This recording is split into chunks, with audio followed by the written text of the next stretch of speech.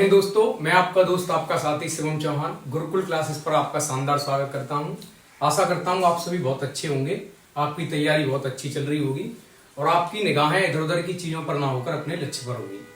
जैसा कि आप सभी जानते हैं, गुरुकुल क्लासेस पर आपके लिए स्टैटिक जीके की शानदार सीरीज चल रही है, जिस सीरीज के माध्यम से हम आपको स्टैटिक जीके का संपूर्ण सिलेबस कराने वाले हैं। आज हम अपने तीसरे चैप्टर पर आ चुके हैं और तीसरे चैप्टर का ये पार्ट 2 है, वाद्य यंत्र एवं संबंधित कलाकार, जिसका एक भाग हम कंप्लीट कर चुके हैं और आज हम इसका दूसरा भाग करेंगे, musical instrument and it's artist. इसका ये भाग 2 है, भाग 1 हम इससे पहले कर चुके हैं। आशा करता हूं भाग 1 आपको अच्छी तरह से समझ में आया होगा, आप सबने चीजें याद की होंगी, अच्छी तरह से समझी होंगी।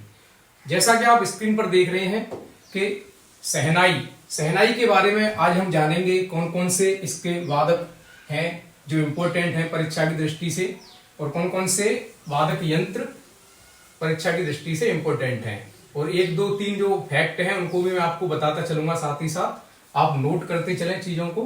पहले हम बात करेंगे शहनाई की। इसकी शहनाई में बिस्मिल्लाह खां, अली अहमद, हुसैन खां, दयाशंकर जगन्नाथ, मधुकर टी धूमल, अनंतलाल, बागेश्वरी कमर, ये सभी शहनाई वादक हैं। ये शहनाई बजाने का कार्य करते हैं और ये आपको इधर शहनाई का चित्र दिखाई दे रहा होगा, ये शहनाई है। इस प्रकार की शहनाई होती है। और अगर मैं आपसे पूछूं, बताइए शहनाई हाथ के द्वारा बजाई जाएगी, इसमें हाथ की थप्पी दी जाएगी, या फिर वायु या जिसे फूंक बोलते हैं उसके माध्यम से शहनाई को बजाया जाएगा। तो आप बताइए शहनाई किस तरीके से बजाई जाएगी? हाथ का प्रयोग नहीं होगा भाई साहब, वायु के माध्यम से बजाई जाएगी। ऐसे फूंक के माध्यम से शहनाई को बजाया जाता है, न कि हाथ से। जैसे ढोलक होती है या तबला होता है, तो आपने देखा होगा कि उसे इस तरीके से हाथ से थप्पी मार के चलाते हैं या बजाते हैं, लेकिन शहनाई को फूंक से या वायु के माध्यम से बजाया जाता है। ये चीजें एग्जाम में हमेशा ही बच्चों को परेशान करती हैं और इस तरीके के प्रश्न आपसे पूछे जाते हैं, तो इनको आप ध्यान में रखते हुए चीजें समझेंगे। तो शहनाई के सबसे पहले वादक है वो है बिस्मिल्लाह खां। कौन से? बिस्मिल्लाह खां। बिस्मिल्लाह खां जी के बारे में एक इंपोर्टेंट बात यह है कि इनको भारत के चारों शीर्ष सम्मान मिले हुए हैं।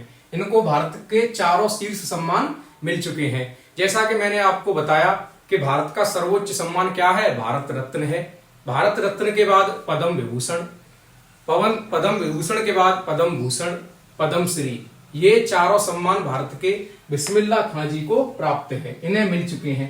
बिस्मिल्लाह खां जी को भारत रत्न मिल चुका है, पद्म विभूषण मिल चुका है, पद्म भूषण मिल चुका है और पद्म श्री अवार्ड भी मिल चुका है। ये भारत रत्न इनको किस सन में मिला भैया? तो भारत रत्न इनको 2001 में मिला। ये चीज आप याद रखेंगे, एग्जाम में कई बार पूछा गया है बिस्मिल्लाह खां जी को भारत रत्न किस सन में मिला? तो कब मिला? 2001 में मिला। ये बिस्मिल्लाह खां के किस चीज से संबंधित हैं? शहनाई से संबंधित हैं, शहनाई बजाते हैं।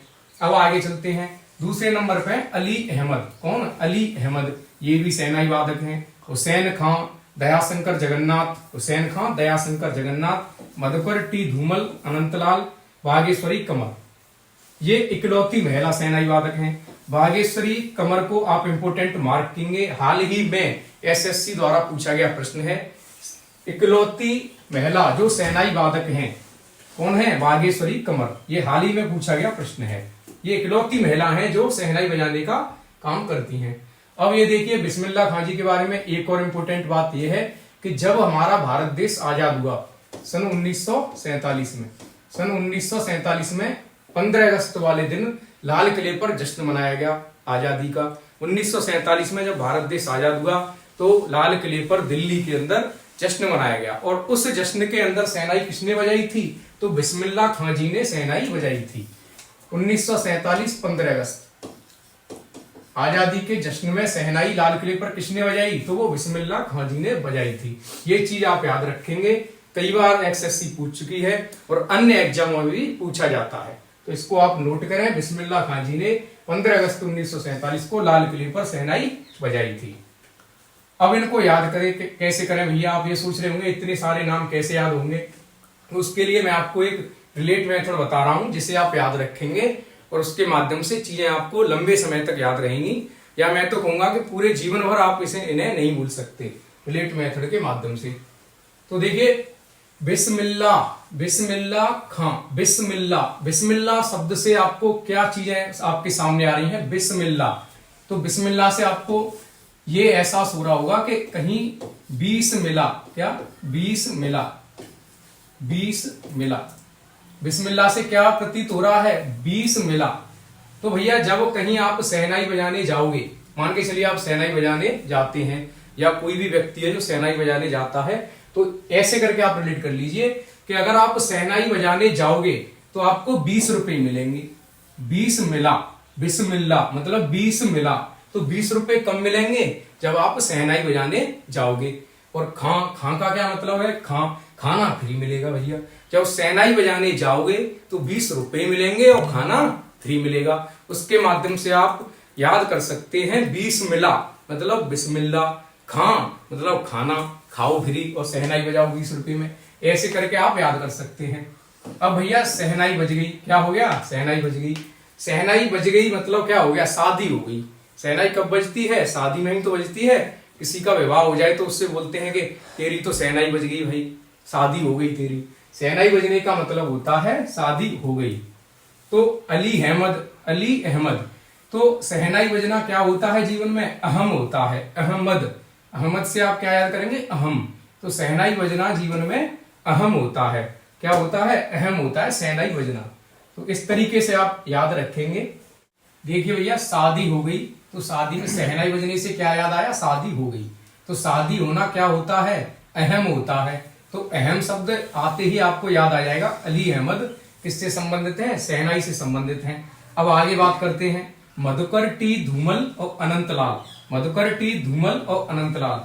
तो मधुकर टी धूमल, अगर आपकी शादी हो गई है, शहनाई बज गई है, तो आपको किस तरीके से रहना है? मधुकर तरीके से रहना है, मतलब मीठी मीठी बातें करनी है और मीठे स्वभाव के साथ रहना है। अगर इस तरीके से नहीं रहोगे तो क्या हो जाएगा? अंत हो जाएगा भैया आपका। क्या हो जाएगा? अंत हो जाएगा। इससे आप याद कर सकते हैं अनंतलाल। और दया शंकर जगन्नाथ, शंकर जी दया करना, जिसकी शादी हो गई हो उस पर दया करना। और अगर आप मधुकर तरीके से नहीं रहेंगे तो अंत हो जाएगा आपका। तो शंकर जी से हम क्या कहेंगे फिर? शंकर जी या जगन्नाथ जी दया करना, क्योंकि उसकी शहनाई बज गई है तो उस पर क्या करना? दया करना। अब मैं आपको बता देता हूं बिस्मिल्लाह खां आप कैसे याद करेंगे। जैसे ही आपसे पूछा जाएगा बिस्मिल्लाह खां किस वादक यंत्र से संबंधित है, आप पढ़ेंगे बिस्मिल्लाह, बिस्मिल्लाह 20 मिला। तो 20 रुपए कब मिले थे? जब शहनाई बजाई थी। तो उससे आपको याद आ जाएगा बिस्मिल्लाह खां जी शहनाई से संबंधित हैं। उसके बाद अली अहमद, अली अहमद अहम। तो अहम क्या होता है?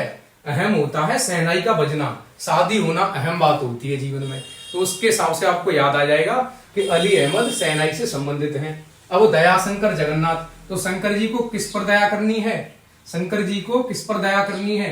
जिसकी शादी हो गई हो। सेंसिटिव मामला होता है भैया शादी के बाद, तो दया किस पर करनी है शंकर जी को? जिसकी शादी हो गई है। अब आगे मधुकर टी धूमल, अगर आप मधुकर तरीके से नहीं रहे, मीठे स्वभाव के साथ नहीं रहे, तो आपकी जिंदगी कैसी हो जाएगी? धूमल हो जाएगी। शादी के बाद, शादी के बाद आपका स्वभाव कैसा होना चाहिए? मधु की तरह होना चाहिए। कैसा होना चाहिए? मधु की तरह, वरना आपकी जिंदगी कैसी हो जाएगी? धूमल हो जाएगी। और ऐसा नहीं किया तो अनंत, अनंतलाल मतलब अंत हो जाएगा। या फिर ऐसे रिलेट कर लेना कि जो आप ये आवारागर्दी करते हो ना, रात रात भर घूमते हो, ये चीजें बंद हो जाए। तो आप इस प्रकार रिलेट कर सकते हैं कि जिस तरीके से आपकी जो अभी यारी चल रही है, आप इधर उधर घूमते रहते हैं अपने दोस्तों के साथ, वो उन चीजों का अंत हो जाएगा। आप जैसे ही घर आने के लिए लेट हो जाओगे, तुरंत कॉल जाएगी, कहाँ पर हो, खाना बन गया, जल्दी से घर आ जाओ। तो इस तरीके से आपकी यारी दोस्ती इस सब का अंत हो जाएगा शादी के बाद। तो इस प्रकार इसको आप याद कर सकते हैं। अब ये मोस्ट इंपोर्टेंट है, ये आपको याद रखना है। बागेश्वरी कमर, बागेश्वरी कमर इकलौती महिला शहनाई वादक है। इसको आप स्पेशली याद करेंगे और याद रखेंगे कि बागेश्वरी कमर शहनाई से संबंधित है और इकलौती ऐसी महिला है जो शहनाई बजाने का कार्य करती हैं। चलिए आगे चलते हैं। और नेक्स्ट है हमारा वीणा। क्या है? वीणा। जैसे ल्यूट बोला जाता है इंग्लिश में, क्या बोला जाता है? ल्यूट, वीणा। एस बालचंद्रन, कृष्ण भागवतार और बरुद्दीन डांगर, दुराई स्वामी आयंगर, जयंती कुमारेश, वीने धनमल्ल, ये सभी वीणा वादक हैं, वीणा बजाने का कार्य करते हैं, या फिर हम यूं कहें कि वीणा के ये कलाकार हैं। तो पहला नाम कौन सा है? एस बालचंद्रन, कृष्ण भागवतार और बदरुद्दीन डांगर, दुराई स्वामी आयंगर, जयंती कुमारेश और वीने धनमल, ये सभी वीणा वादक हैं। अब ये आपको किस प्रकार याद रखने हैं? तो वीणा, वीणा से आपको शब्द रिलेट करना है वाणी। क्या? वाणी। वाणी शब्द आप वीणा से रिलेट करेंगे। वाणी शब्द। अब भैया वाणी कैसी होनी चाहिए? वाणी कैसी होनी चाहिए? तो वाणी तो मधुर होनी चाहिए, अच्छी होनी चाहिए वाणी। अगर वाणी अच्छी नहीं होगी तो क्या होगा?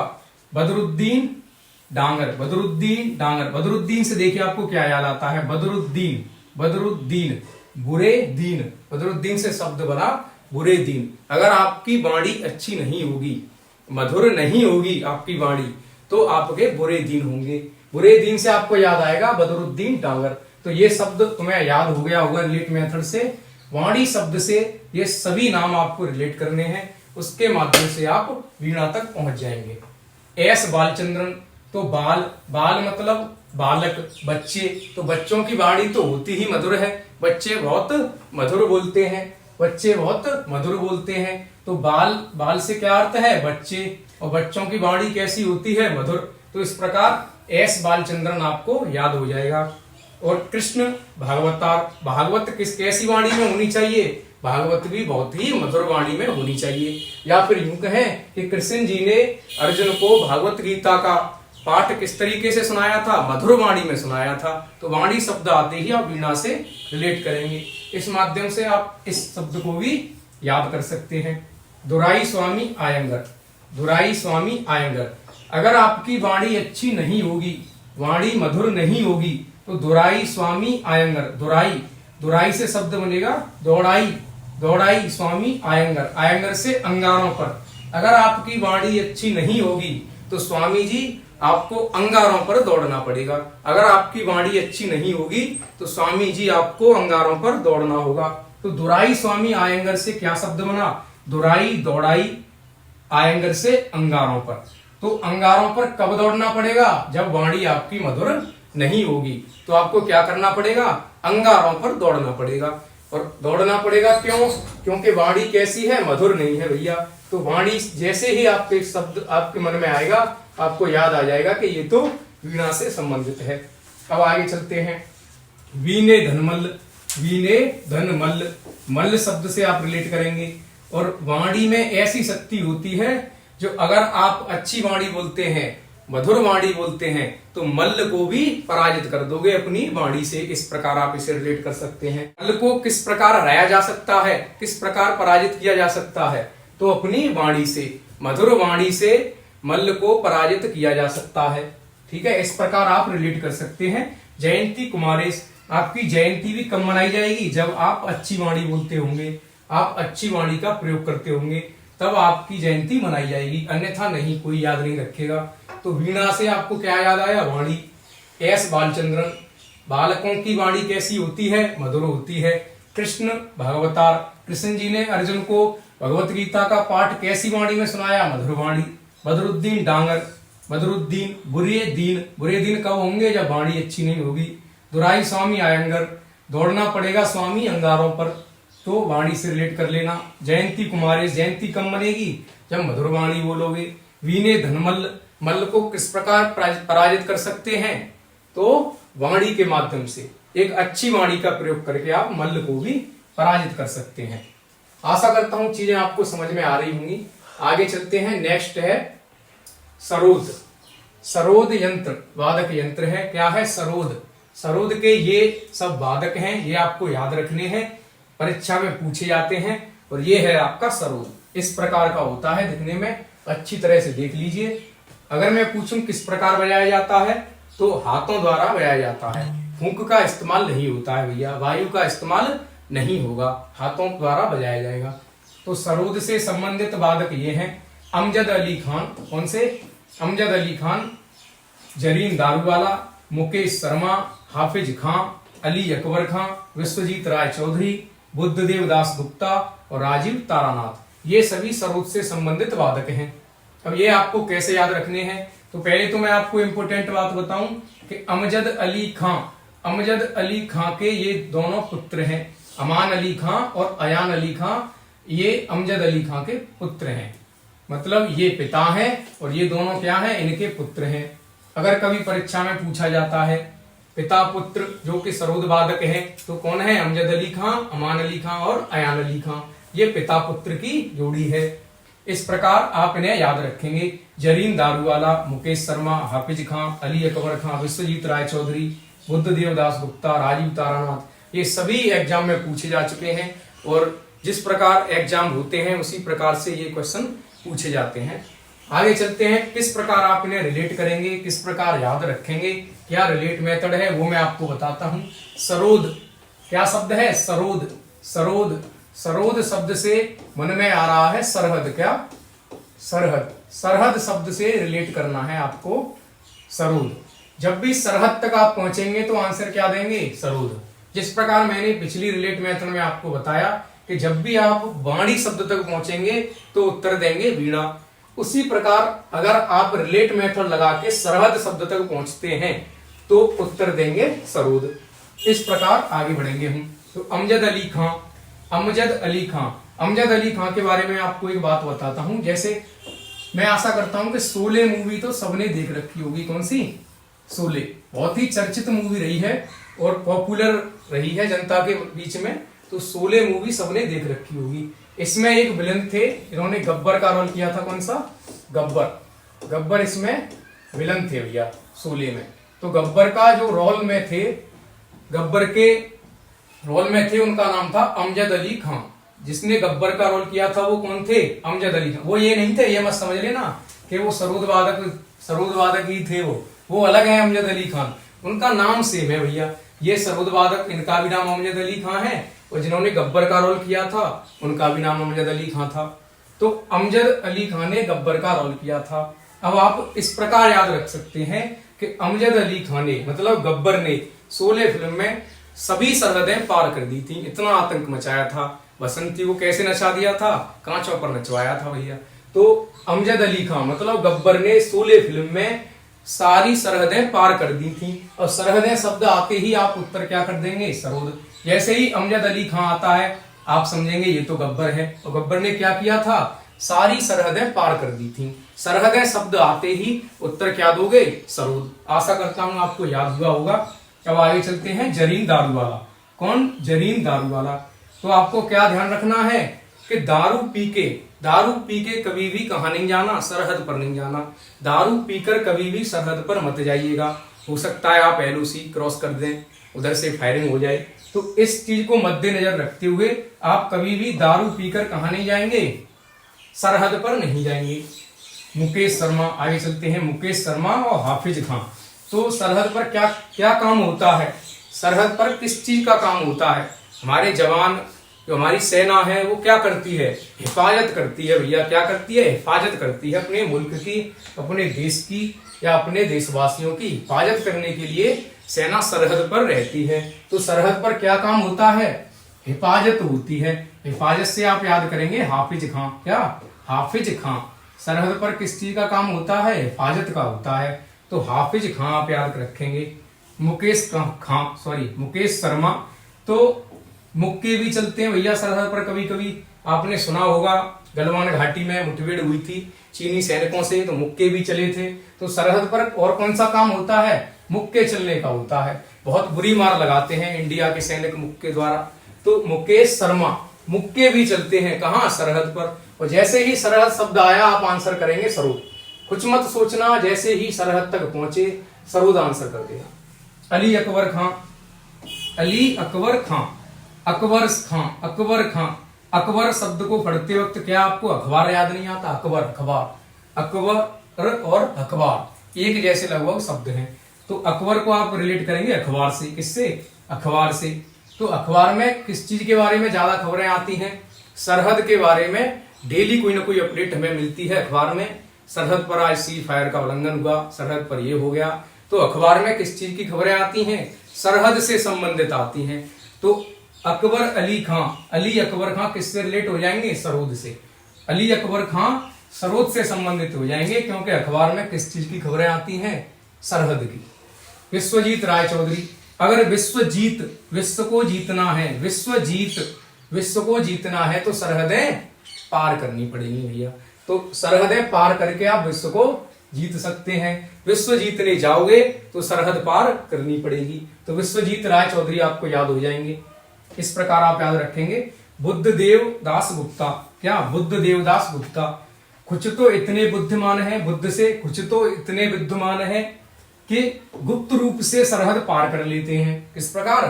कुछ तो इतने बुद्धिमान है कि गुप्त रूप से सरहद पार कर लेते हैं। तो बुद्ध देवदास गुप्ता आपको याद हो जाएंगे। और ये हकीकत भी है, बांग्लादेश में लाखों शरणार्थी भारत में एंटर हो गए हैं।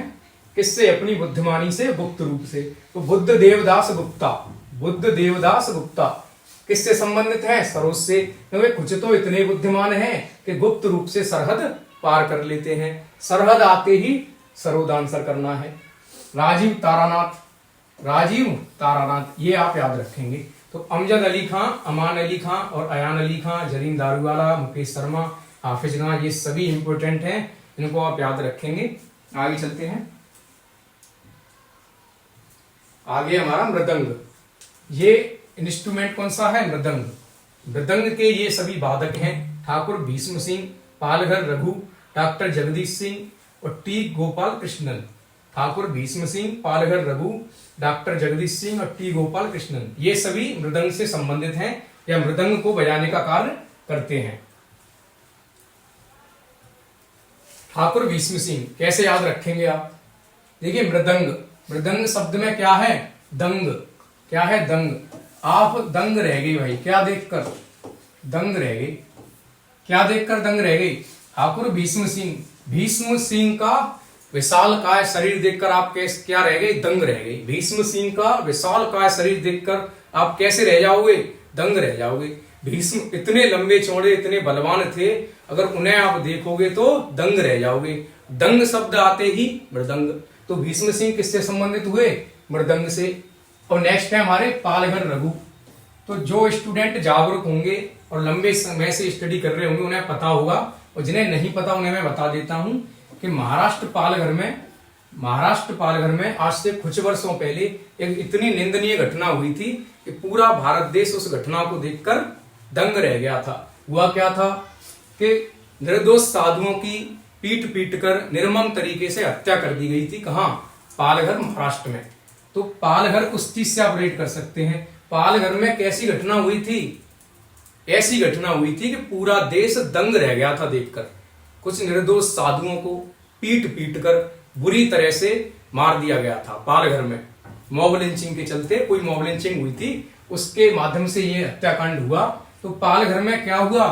इतना निर्मम हत्याकांड हुआ कि पूरा देश उसे देखकर दंग रह गया। तो दंग शब्द आते ही पालघर रघु किससे संबंधित हो जाएंगे? मृदंग से। इस तरीके से आप याद कर सकते हैं। डॉक्टर जगदीश सिंह, डॉक्टर जगदीश सिंह, जगदीश में क्या छुपा होता है? जगत। जगदीश, जगत धन ईश। तो जगदीश शब्द से क्या याद आया? जगत। अब जगत की दशा को देखकर आप किस प्रकार, किस स्थिति में हैं? जगत की दशा को देखकर मैं तो दंग हो गया हूं। तो जैसे ही दंग शब्द आया, मृदंग उत्तर करना है। जगत की दशा को देखकर मैं क्या हो गया हूं? दंग हो गया हूं, दंग रह गया हूं। तो जगदीश सिंह किससे संबंधित हो जाएंगे? मृदंग से। नेक्स्ट टी गोपाल कृष्णन, हमारे कृष्ण जी ने तो एक ही उंगली पर क्या उठा लिया था? गोवर्धन पर्वत। तो कृष्ण जी की लीला को देखकर पूरा विश्व कैसा रह गया था? दंग रह गया था। तो कृष्ण जी को आपको दंग कब होना है? भीष्म का विशालकाय शरीर देखकर, पालघर का हत्याकांड देखकर और जगत की दशा देखकर और कृष्ण जी की लीला देखकर आपको दंग रह जाना है। जैसे ही ठाकुर भीष्म सिंह का विशालकाय शरीर देखकर आप दंग होंगे, आपको पता चल जाएगा ठाकुर भीष्म सिंह मृदंग से संबंधित हैं। पालघर का हत्याकांड देखकर आप जैसे ही दंग रहेंगे, आपको याद आ जाएगा पालघर रघु मृदंग से संबंधित हैं। जगत की दिशा देखकर आप जैसे ही दंग रहेंगे, आपको याद आ जाएगा डॉक्टर जगदीश सिंह मृदंग से संबंधित हैं। टी गोपाल कृष्णन, कृष्ण जी की लीला देखकर आप जिस प्रकार दंग होंगे उसी प्रकार आपको याद आ जाएगा कि टी गोपाल कृष्णन मृदंग से संबंधित हैं। आगे चलते हैं। ये चीजें हमने याद की रिलेट मेथड द्वारा या किसी भी माध्यम से मैंने आपको चीजें याद कराई। अब हम देखेंगे कि उस रिलेट मेथड का कोई फायदा हुआ है कि नहीं हुआ है। उस रिलेट मेथड को अप्लाई करेंगे और उत्तर टिक करने की कोशिश करेंगे। आते हैं, पहला आपके लिए क्वेश्चन है बदरुद्दीन डांगर। बदरुद्दीन डांगर, इस प्रश्न का मतलब है बदरुद्दीन डांगर किस वादक यंत्र से संबंधित हैं। बदरुद्दीन डांगर किस वादक यंत्र से संबंधित हैं, तबला, वीणा, शहनाई या फिर मृदंग। तो बदरुद्दीन डांगर क्या याद करेंगे, बदरुद्दीन, बदरुद्दीन, बुरे दीन। बदरुद्दीन से क्या याद आया, बुरे दीन, बुरे दीन। तो बुरे दिन कब होंगे, आपके बुरे दिन कब हो जाएंगे, जब आपकी वाणी अच्छी नहीं होगी, जब आपकी वाणी कैसी होगी, मधुर नहीं होगी। तो वाणी शब्द आते ही वीणा उत्तर लगाना है, वीणा टिक करना है। बदरुद्दीन डांगर, बदरुद्दीन, बुरे दिन, बुरे दिन कब होंगे, जब वाणी मधुर नहीं होगी, तो वीणा टिक कर देना। नेक्स्ट आते हैं दोराई स्वामी आयंगर। दोराई स्वामी आयंगर, दोराई स्वामी आयंगर। दोराई मतलब दौड़ाई, स्वामी आयंगर, आयंगर मतलब अंगारों पर। तो दौड़ाई स्वामी आयंगर, स्वामी को अंगारों पर कब दौड़ना पड़ेगा, कब दौड़ना पड़ेगा, जब उनकी वाणी कैसी होगी, मधुर नहीं होगी। वाणी तक पहुंचते ही क्या उत्तर करना है, वीणा। आंसर। आगे चलते हैं। नेक्स्ट है बिस्मिल्लाह खां। बिस्मिल्लाह खां किस वादक यंत्र से संबंधित है, बिस्मिल्लाह खां किस वादक यंत्र से संबंधित है। बिस्मिल्लाह खां, बिस्मिल्लाह खां, बीस मिला, बिस्मिल्लाह, बिस्मिल्लाह, बीस मिला, क्या मिला, बीस मिला, बिस्मिल्लाह। तो 20 मिला। 20 कब मिलेगा भैया, 20 रुपए कब मिलेंगे, जब शहनाई बजाओगे। शादी में कहा जाओगे, शहनाई बजाने जाओगे तो 20 रुपए मिलेंगे। बिस्मिल्लाह खां, खां, खाना कब फ्री मिलेगा, जब शहनाई बजाने जाओगे शादी में। तो कहाँ है शहनाई, ये रही, टिक कर देना। बिस्मिल्लाह, 20 मिला, कब मिलेंगे 20, जब शहनाई बजाओगे। नेक्स्ट आगे चलते हैं। मधुकर टी धूमल। इसी प्रकार के क्वेश्चन आपसे परीक्षा में पूछे जाते हैं और ऐसे ही आपको उत्तर लगाना है। Madhukar T Dhumal, Madhukar T Dhumal, Madhukar T Dhumal. जिंदगी धूमल कब हो जाएगी, जब मधुक तरीके से नहीं रहोगे। और मधुक तरीके से रहने की आवश्यकता कब होती है, शादी के बाद। कब, शादी के बाद। और शादी हो जाने का मतलब क्या होता है, शहनाई बज जाना। पहुंच गए शहनाई तक, लगा दो, ये रही शहनाई। मधुकर टी धूमल, जिंदगी धूमल हो जाएगी अगर क्या नहीं करोगे, मधुक तरीके से नहीं रहोगे। कब हो, शादी के बाद। अभी तो चाहे जैसे मन करे वैसे रह सकते हो, शादी के बाद मधुक तरीके से रहना पड़ेगा, वरना जिंदगी धूमल हो जाएगी। शहनाई टिक कर देना। आगे चलते हैं। नेक्स्ट क्वेश्चन है जरीन दारूवाला। कौन, जरीन दारूवाला किस वादक यंत्र से संबंधित हैं। जरीन दारूवाला किस वादक यंत्र से संबंधित हैं। जरीन दारूवाला किस वादक यंत्र से संबंधित हैं। तो जरीन दारूवाला, दारू पीकर कहां नहीं जाना, क्या बताया था, दारू पीकर कहां नहीं जाना, सरहद पर नहीं जाना भैया। दारू पीकर कभी भी सरहद पर मत जाइएगा। सरहद शब्द आते ही क्या रिलेट करेंगे, सरूद। ये रहा, पकड़ लो, सरूद आंसर। जरीन दारूवाला, दारू पीकर कभी भी सरहद पर नहीं जाना, सरूद। जरीन दारूवाला किससे संबंधित है, सरूद से संबंधित है भैया। आगे चलते हैं। अमजद अली खान, उनसे अमजद अली खान, अमजद अली खान। अब आप याद करेंगे अमजद अली खान कौन थे। अमजद अली खान शोले पिक्चर में गब्बर का रोल करने वाले कौन थे, अमजद अली खान थे।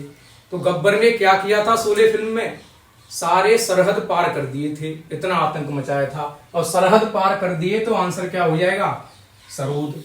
Option B is right answer. तो अमजद अली खान किससे संबंधित हैं, सरूद से संबंधित हैं। आशा करता हूं प्रश्न आपको क्लियर हो रहे होंगे, आप प्रश्नों का उत्तर देने में समर्थ होंगे। पालघर रघु 7 क्वेश्चन है हमारा, पालघर रघु।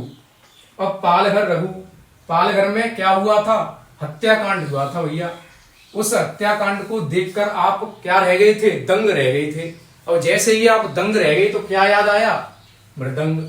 राइट आंसर ये रहा, मृदंग। पालघर में क्या हुआ था, हत्याकांड।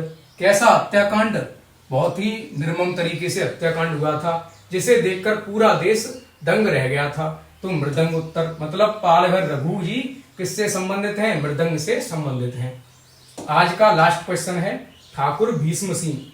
ठाकुर भीष्म सिंह, तो भीष्म सिंह, भीष्म का विशालकाय शरीर देखकर आप किस प्रकार रह जाएंगे? दंग रह जाएंगे। तो ठाकुर भीष्म सिंह किससे संबंधित होने चाहिए? मृदंग से संबंधित होने चाहिए। आशा करता हूं चीजें आपको समझ में आई होंगी। आपने वीडियो में अच्छी तरह से ध्यान दिया होगा। सभी रिलेट मेथड आपको अच्छे तरीके से समझ में आए होंगे। अगर आपको वास्तविकता में चीजें कंफर्म हो रही हैं, क्लियर हो रही हैं, तो ज्यादा से ज्यादा वीडियो को शेयर करें, लाइक करें, सब्सक्राइब करें। नमस्कार।